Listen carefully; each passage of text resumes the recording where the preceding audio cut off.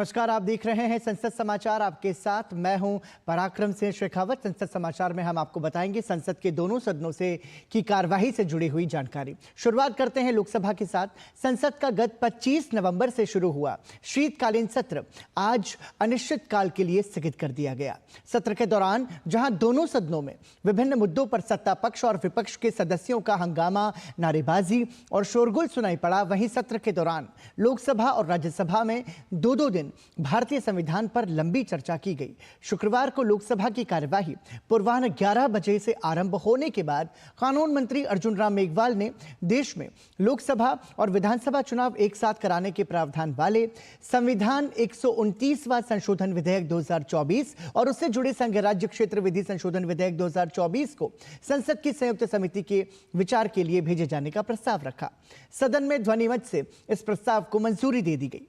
इसके बाद लोकसभा अध्यक्ष ओम बिरला ने बृहस्पतिवार को संसद परिसर में सत्ता पक्ष और विपक्ष के सदस्यों के बीच हुई कथित धक्का मुक्की की घटना का हवाला देते हुए कहा कि संसद की मर्यादा और गरिमा सुनिश्चित करना सबकी सामूहिक जिम्मेदारी है। लोकसभा अध्यक्ष ने लोकसभा में यह भी कहा कि संसद की मर्यादा और गरिमा सुनिश्चित करना सबकी सामूहिक जिम्मेदारी है। साथ ही माननीय सदस्यगण, मैं आपसे पुनः आग्रह करता हूं कि संसद की गरिमा और मर्यादा बनाए रखना सबकी सामूहिक जिम्मेदारी है, इसका हम सभी को ध्यान रखना चाहिए। संसद भवन के बाहर किसी भी द्वार पर धरना प्रदर्शन करना उचित नहीं है। आपको नियमों की अनुपालना सुनिश्चित करना होगी। उन्होंने कहा, इसे गंभीरता से लें। किसी भी स्थिति में संसद भवन के द्वार पर और परिसर में प्रदर्शन नहीं करें, नहीं तो संसद को उचित कार्रवाई करनी पड़ेगी। इसके बाद लोकसभा अध्यक्ष ने राष्ट्रीय गीत वंदे मातरम की धुन बजाने के लिए कहा। वंदे मातरम की धुन के पश्चात उन्होंने सदन की बैठक अनिश्चितकाल के लिए स्थगित कर दी। सत्र के दौरान लोकसभा में रेल संशोधन विधेयक 2024, बैंककारी विधियां संशोधन विधेयक 2024, आपदा प्रबंधन संशोधन विधेयक 2024 पारित किए गए। सरकार ने इस सत्र में लोकसभा में वाणिज्य पोत परिवहन विधेयक 2024 पेश किया, जिसमें अंतर्राष्ट्रीय व्यापार के अवसरों का विस्तार करने, जहाजों के स्वामित्व के लिए पात्रता मापदंड बढ़ाने और भारतीय टन भार में वृद्धि के लिए प्रावधान है। कानून मंत्री अर्जुन राम मेघवाल ने देश में लोकसभा और विधानसभा चुनाव एक साथ कराने के प्रावधान वाले संविधान 129वां संशोधन विधेयक 2024 और उससे जुड़े संघ राज्य क्षेत्र विधि संशोधन विधेयक 17 दिसंबर को लोकसभा में पेश किया, जिसे सदन ने 198 के मुकाबले 269 मतों से पुनर्स्थापित करने की अनुमति दे दी। एक देश एक चुनाव संबंधी विधेयक को पुनर्स्थापित करने के लिए सदन में हुए मत विभाजन में इलेक्ट्रॉनिक माध्यम का इस्तेमाल किया गया। नए संसद भवन में यह पहला मौका था जब इलेक्ट्रॉनिक मत विभाजन हुआ। सत्र के दौरान केरल के वायनाड संसदीय क्षेत्र से उपचुनाव में निर्वाचित होकर आई कांग्रेस की प्रियंका गांधी और महाराष्ट्र के नांदेड़ से निर्वाचित हुए इसी पार्टी के रविंद्र बसंतराव चौहान ने 28 नवंबर को लोकसभा सदस्यता की शपथ ली। लोकसभा में 13 और 14 दिसंबर को भारतीय संविधान पर लंबी चर्चा हुई, जिसमें विभिन्न दलों के सदस्यों ने संविधान लागू होने की गौरवशाली यात्रा के बारे में अपने विचार व्यक्त किए। पिछले सप्ताह शनिवार को लोकसभा में संविधान पर हुई चर्चा का जवाब प्रधानमंत्री नरेंद्र मोदी ने दिया। प्रधानमंत्री ने कहा था, 75 वर्ष की ये उपलब्धि असाधारण है। जब देश आजाद हुआ और उस समय भारत के लिए जो जो संभावनाएं व्यक्त की गई थी, उन संभावनाओं को निरस्त करते हुए, परास्त करते हुए भारत का संविधान हमें यहां तक लेकर आया। इस महान उपलब्धि के लिए संविधान निर्माताओं के साथ साथ देश के कोटि कोटि नागरिकों को आदरपूर्वक नमन करते हुए प्रधानमंत्री नरेंद्र मोदी ने कहा कि संविधान की ही देन है कि उन्हें लगातार 3 बार प्रधानमंत्री के रूप में देश की सेवा का अवसर दिया। लोकसभा ने 28 नवंबर वक्फ संशोधन विधेयक पर संयुक्त समिति का कार्यकाल अगले साल बजट सत्र के आखिरी दिन तक के लिए बढ़ाने को मंजूरी दे दी। समिति के अध्यक्ष जगदंबिका पाल ने वक्फ संशोधन विधेयक संबंधी संसद की संयुक्त समिति का प्रतिवेदन प्रस्तुत करने का समय बजट सत्र 2025 के आखिरी दिन तक बढ़ाने का प्रस्ताव सदन में पेश किया, जिसे ध्वनि मत से स्वीकृति प्रदान की गई। सत्र के दौरान लोकसभा ने 17 दिसंबर को 87,762.56 करोड़ रुपए के सकल अतिरिक्त व्यय के लिए 2024-25 की अनुदान की पहली अनुपूरक मांगों और उससे संबंधित विनियोग संख्या 3 विधेयक 2024 को ध्वनि मत से पारित कर दिया। शीतकालीन सत्र की शुरुआत से ही दोनों सदनों में लगातार हंगामा, नारेबाजी और व्यवधान देखने को मिला। कांग्रेस सहित विपक्षी सदस्यों ने अदानी समूह पर लगे आरोपों को लेकर सरकार को घेरने का प्रयास किया। इसके कारण कई दिनों तक सदन की कार्यवाही बाधित रही।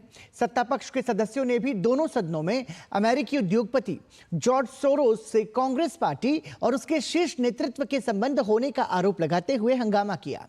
सत्ता पक्ष और विपक्ष दोनों ही तरफ से संसद में आरोप प्रत्यारोप का तीखा दौर देखा गया। तो ये थी लोकसभा की कार्यवाही से जुड़ी जानकारी। और आइए अब चलते हैं संसद के उच्च सदन में। राज्यसभा में सदन की आज की कार्यवाही में क्या हुआ आपको बताते हैं। राज्यसभा में आज सदन की बैठक आरंभ होते ही पूरा सदन जय भीम के नारों से गूंज उठा। इसी बीच सभापति जगदीप धनखड़ ने आवश्यक दस्तावेज सदन के पटल पर रखवाए। उन्होंने सदन को सूचित किया कि उन्हें नियम 267 के तहत आज भी कुछ नोटिस मिले हैं। इस पर कांग्रेस के जयराम रमेश ने कहा कि कृपया उन मुद्दों को बताएं जिनके लिए नोटिस दिए गए हैं। सभापति जगदीप धनखड़ ने संसद में लगातार हो रहे हंगामे और कार्यवाही बाधित होने पर चिंता जताई और सभी पक्ष के सदस्यों से इस पर आत्मचिंतन करने को कहा। उन्होंने कहा, दुनिया हमारे लोकतंत्र को देख रही है, फिर भी हम अपने आचरण से अपने नागरिकों को निराश कर देते हैं। ये संसदीय व्यवधान जनता के विश्वास और उनकी अपेक्षाओं का मजाक उड़ाते हैं। परिश्रम के साथ सेवा करने का हमारा मौलिक कर्तव्य भी नजरअंदाज कर दिया जाता है। उन्होंने कहा, जहां तर्कसंगत संवाद होना चाहिए, हम केवल अराजकता देखते हैं। मैं हर सदस्य से, चाहे वो किसी भी पार्टी का हो, अपनी अंतरात्मा को टटोलने का आग्रह करता हूं। सभापति ने कहा कि हमारे लोकतंत्र के नागरिक इस तमाशे से बेहतर के हकदार हैं। उन्होंने कहा, हम उन बहुमूल्य अवसरों को गवा देते हैं जो हमारे लोगों की भलाई के लिए काम कर सकते हैं। मैं आशा करता हूं कि सदस्य गहराई से आत्ममंथन करेंगे और नागरिकों के प्रति अपने जवाबदेही का उपयोग करेंगे। साथ ही उन्होंने कहा, इस पवित्र कक्ष में ऐसे आचरण की आवश्यकता है जो हमारी शपथ का सम्मान करते हैं, न कि नाटकीयता की जो इसे धोखा देती है। इसी बीच विपक्षी सदस्यों ने हंगामा शुरू कर दिया, जिसके बाद सभापति ने 11:07 पर सदन की कार्यवाही दोपहर 2 बजे तक के लिए स्थगित कर दी। कार्यवाही स्थगित करने से पहले सभापति ने नेता सदन जेपी नड्डा और नेता प्रतिपक्ष मल्लिकार्जुन खड़गे से उनके कक्ष में मिलने को कहा, ताकि उच्च सदन में जारी गतिरोध को दूर किया जा सके। एक बार के स्थगन के बाद दोपहर 12 बजे जब सदन की बैठक दोबारा शुरू हुई तो सदन ने देश में संसदीय और विधानसभा चुनाव एक साथ कराने के प्रावधान वाले विधेयक और उससे संबंधित एक अन्य विधेयक पर विचार के लिए गठित की जाने वाली समिति में उच्च सदन के 12 सदस्यों को नामित करने के प्रस्ताव को ध्वनि मत से मंजूरी दी। कानून मंत्री अर्जुन राम मेघवाल ने निचले सदन में लोकसभा और विधानसभा चुनाव एक साथ कराने के प्रावधान वाले संविधान 129वां संशोधन विधेयक 2024 और उससे जुड़े संघ राज्य क्षेत्र विधि संशोधन विधेयक 2024 पर विचार करने के लिए बनने वाली संसद की संयुक्त समिति में राज्यसभा के 12 सदस्यों को शामिल करने का प्रस्ताव रखा। उच्च सदन ने इस समिति में भारतीय जनता पार्टी के घनश्याम तिवारी, भुवनेश्वर कालिता, के लक्ष्मण, कविता पाटीदार, जनता दल यूनाइटेड के संजय झा, कांग्रेस के रणदीप सिंह सुरजेवाला और मुकुल वासनिक, तृणमूल कांग्रेस की साकेत गोखले, द्रविड़ मुनेत्र कशगम, केपी विल्सन, आम आदमी पार्टी के संजय सिंह, बीजू जनता दल के मानस रंजन मंगराज और वाईएसआर कांग्रेस के वी विजय साई रेड्डी को शामिल किया। इसके बाद सभापति जगदीप धनखड़ ने कहा कि उन्होंने नेता सदन जेपी नड्डा, नेता प्रतिपक्ष मल्लिकार्जुन खड़गे सहित अन्य नेताओं से अपने कक्ष में चर्चा की और उनकी सलाह पर सदन को अनिश्चितकाल के लिए स्थगित करने का फैसला किया है। सभापति ने कहा, राज्यसभा के 266वें सत्र की शुरुआत संसद के केंद्रीय कक्ष में संविधान दिवस पर आयोजित कार्यक्रम से हुई, लेकिन सदन में सदस्यों का जो व्यवहार देखने को मिला वो अलग ही कहानियां बयां करता है। जगदीप धनखड़ ने कहा, कड़वी सच्चाई परेशान करने वाली है। इस सत्र की उत्पादकता महज 40.03% है, जिसमें केवल 43 घंटे और 27 मिनट का ही प्रभावी कामकाज हुआ। उन्होंने कहा, सांसद के रूप में हम भारत के लोगों से कड़ी आलोचना झेल रहे हैं और ये सही भी है। सभापति ने कहा, संसद द्वारा विचार करने से पहले मीडिया के माध्यम से नोटिस प्रचारित करने और नियम 267 का सहारा लेने की बढ़ती प्रवृत्ति हमारी संस्थागत गरिमा को और कमजोर करती है। हम एक महत्वपूर्ण चौराहे पर खड़े हैं। भारत के 1.4 अरब नागरिक हमसे बेहतर की उम्मीद करते हैं। शीतकालीन सत्र के दौरान ही विवादास्पद वक्फ संशोधन विधेयक पर विचार के लिए बनी संसद की संयुक्त समिति को अपनी रिपोर्ट सौंपनी थी। शीतकालीन सत्र के दौरान ही 26 नवंबर को संसद के ऐतिहासिक केंद्रीय कक्ष में, जो कि अब संविधान सदन है, राष्ट्रपति द्रौपदी मुर्मू ने संविधान सदन के अवसर पर संसद के दोनों सदनों की संयुक्त बैठक को संबोधित किया। संविधान दिवस के अवसर पर, माफ कीजिएगा, भारत के संविधान को अंगीकार करने के 75 वर्ष पूरे होने के उपलक्ष्य में वर्ष भर चलने वाले समारोह की शुरुआत की। इस अवसर पर उपराष्ट्रपति जगदीप धनखड़, लोकसभा अध्यक्ष ओम बिरला, प्रधानमंत्री नरेंद्र मोदी भी उपस्थित थे। संसद का मौजूदा सत्र अनिश्चित काल के लिए स्थगित किए जाने तक हंगामे में घिरा रहा। शुक्रवार को भाजपा ने आरोप लगाया कि संसद परिसर में जब उसके सांसद प्रदर्शन कर रहे थे तो लोकसभा में नेता प्रतिपक्ष राहुल गांधी ने उन्हें धक्का दिया। उन्होंने यह भी आरोप लगाया कि इस दौरान लगे धक्के में लोकसभा में उसके बुजुर्ग सदस्य प्रताप सारंगी और मनोज राजपूत घायल हुए हैं और उन्हें अस्पताल में भर्ती कराना पड़ा। उधर कांग्रेस और विपक्षी दलों ने भी दावा किया कि उनके साथ भी सत्ता पक्ष के सदस्यों ने धक्का मुक्की की, जिसमें राज्यसभा ने नेता प्रतिपक्ष मल्लिकार्जुन खड़गे को भी धक्का दिया गया।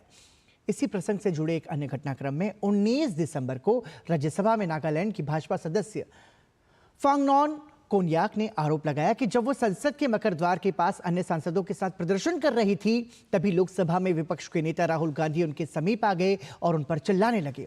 भाजपा सदस्य ने कहा कि नेता प्रतिपक्ष द्वारा ऐसा किया जाना बहुत ही गलत था। उन्होंने कहा, ऐसा नहीं है कि मैं अपना बचाव नहीं कर सकती थी, मैं उनके इस व्यवहार से बहुत निराश हो गई। किसी भी महिला, विशेषकर नागालैंड से आने वाली महिला के साथ इस तरह का व्यवहार नहीं किया जाना चाहिए। मुझे आपका सभापति का संरक्षण चाहिए।